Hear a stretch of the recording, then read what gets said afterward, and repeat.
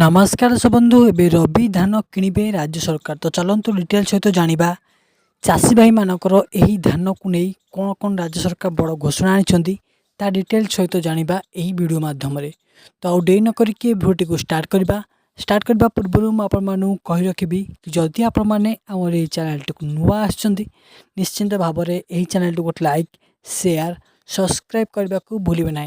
तो आपण तो जानते कि राज्य में एवं धान चाष को नहीं बहुत चाषी भाई मैंने असंतुष्ट प्रकाश करते जेपरिक धान अमल होची किंतु यह बिक्री हो नहीं।